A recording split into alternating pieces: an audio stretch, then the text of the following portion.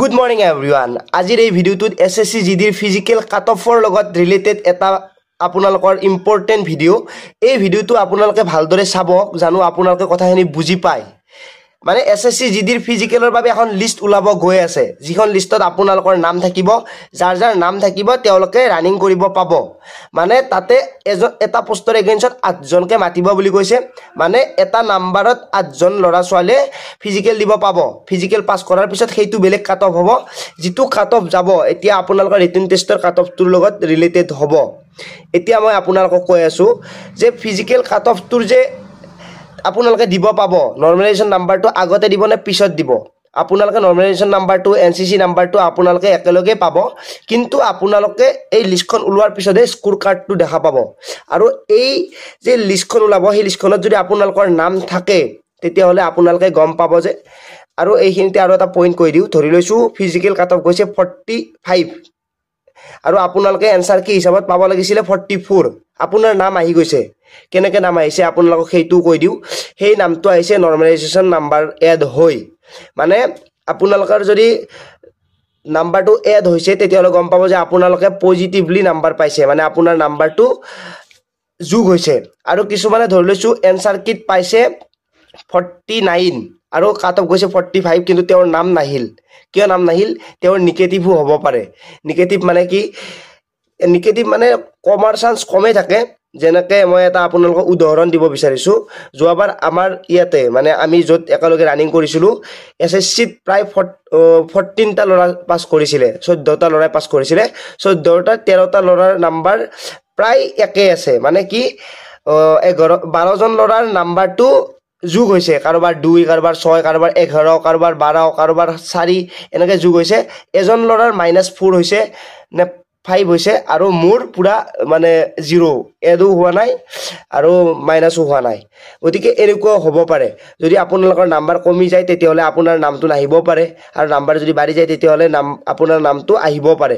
মানে এইখিনিতে কৈ দিওঁ, নাম্বাৰ কমাৰ চান্স বহুত কম থাকে। আপোনাৰ নাম্বাৰ বাঢ়িব, হয়তো 1 বাঢ়িব, 2 বাঢ়িব, 4 বাঢ়িব, 10 বাঢ়িব, আৰু কিছুমানে কৈ আছে যে 30 বাঢ়িব, 29 বাঢ়িব। সিমানো নাবাঢ়ে, কিন্তু 13, 14, 15লৈকে বাঢ়াৰ চান্স থাকে। একজেক্টলি ক'ব গ'লে 15লৈকে বাঢ়াৰ চান্স থাকে। আৰু যদি আপোনালোকৰ 5 মাৰ্কছো বাঢ়ি যায় তেতিয়াহ'লে সেইখিনিও বহুত। 5 মাৰ্কছ বঢ়াবলৈ আপোনালোকে প্ৰায় 50,000 ল'ৰা ছোৱালীৰ ওপৰত থাকিব অল অভাৰ ইণ্ডিয়াত। অসমততো 5,000 ল'ৰা ছোৱালীৰ ওপৰত থাকিব। আৰু সেই হিচাপত চাব গ'লে আপোনালোকৰ কাট অফটো যিখিনি ফিজিক্যাল কাট অফ যাব, তাতকৈ আপোনালোকে মেডিকেল দিয়াৰ বাবে সেইখিনি নাম্বাৰেৰেও থাকিব পাৰিব।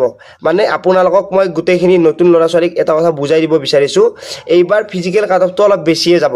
বেছি মানে ইমানো বেছি নহয় যে আপোনালোকে 90, 80 ইমান ভাবি আছে, সিমানো নহয়, কিন্তু 60ৰ আশে পাশে যাব।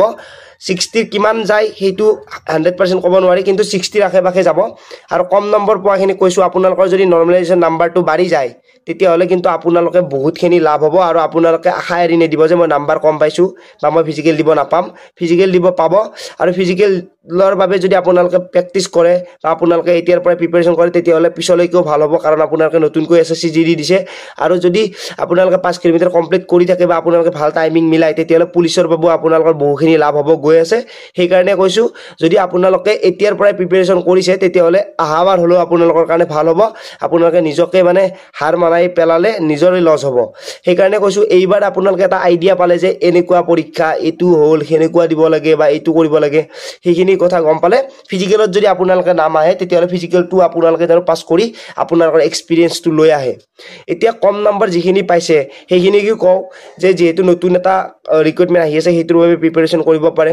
আৰু যিখিনি মানে ভাল নম্বৰ পাইছে তেওঁলোকে 100% প্ৰিপেৰেশ্যন কৰিব পাৰে ফিজিকেলৰ বাবে।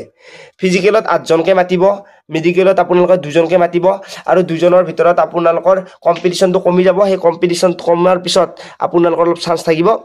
আমাৰ অসমৰ প্ৰায় 3400 ল'ৰা ছোৱালী ফিজিকেলৰ পিছত মেডিকেল দিব পাব। ফিজিকেলটো 14,000ৰো অধিক ল'ৰা ছোৱালীয়ে দিব পাব। গতিকে 1,14,000 মান যদি ল'ৰা ছোৱালী দিব পাৰে তেতিয়াহ'লে কাট অফটো অলপতো হাই যাবই, সেইটোতো ক'ব নালাগে। আৰু বাহিৰৰ ল'ৰা ছোৱালীয়ে যদি পৰীক্ষা দিছে সেইটোতো গমেই পায়, দিব আহে। আৰু ফিজিকেলত কিন্তু তেওঁলোকে এইবাৰ নাহে, কাৰণ জীৱনৰ লগত কথা আছে, সেইটো কথা মনত ৰাখিব। আৰু আহিলেও আমি যদি সকলোৱে মিলি থাকোঁ তেতিয়াহ'লে কোনো একো কৰিব নোৱাৰে। 14-15 নম্বৰ যদি বাঢ়ি যায় তেতিয়াহ'লে এবাৰ ভাবক কিমানখিনি বাঢ়িব। আৰু কম নম্বৰ পোৱাখিনিতো বহুতখিনি লাভ হৈ যাব। আপোনালোকে কিমান নাম্বাৰ পাইছে কমেণ্টত এবাৰ জনাব তেতিয়াহ'লে আপোনালোকৰ গোটেইখিনি মানে কমেণ্টতো বহুতেই মানে মিছা কথা কয় মানে মিছা কমেণ্ট দিয়ে যে মই যদি 90 পাই তেতিয়াহ'লে 95 বুলি ক'ব 100 বুলি ক'ব বেলেগতকৈ মানে বেছি পোৱা বুলি ক'ব সেইটো এটা প্ৰব্লেম যে নহওক ভিডিঅ'টো সকলোৱে শ্বেয়াৰ কৰি দিব নাপাৰিব আজিলৈ মানে পুনৰ লগ পোৱাৰ আশাৰে মই জিতুমণি জয় আই অসম